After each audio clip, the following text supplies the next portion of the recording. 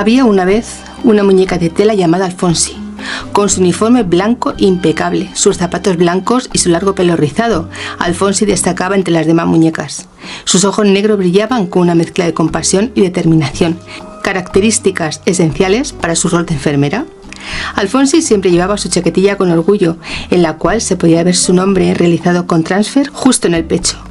En uno de los bolsillos de su chaquetilla siempre guardaba unos bajalenguas, listas para cualquier emergencia. Este pequeño detalle no solo era práctico, sino que también simbolizaba su compromiso con el cuidado de los demás.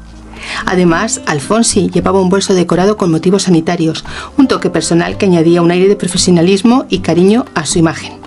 Dentro del bolso, Alfonsi siempre tenía lo esencial para atender a los enfermos: vendas, termómetros y hasta un pequeño estetoscopio de juguete. Cada día, Alfonsi recorría las habitaciones de los pacientes, siempre con una sonrisa y una palabra amable.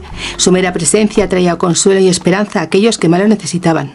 Los niños la adoraban, no solo porque era una muñeca hermosa, sino porque Alfonsi tenía un don especial para hacer sentir mejor a cualquiera, con un abrazo y una dosis de ternura.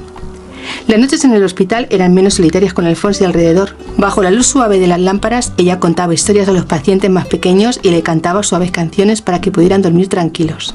Era una verdadera heroína, aunque en tamaño miniatura. Así, Alfonsi se convirtió en más que una simple muñeca.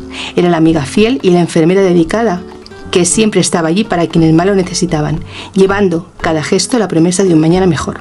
Espero que disfrutéis de esta historia tanto como yo disfruté creando a Alfonsi, la muñeca perfecta, la amiga ideal y la enfermera más tierna.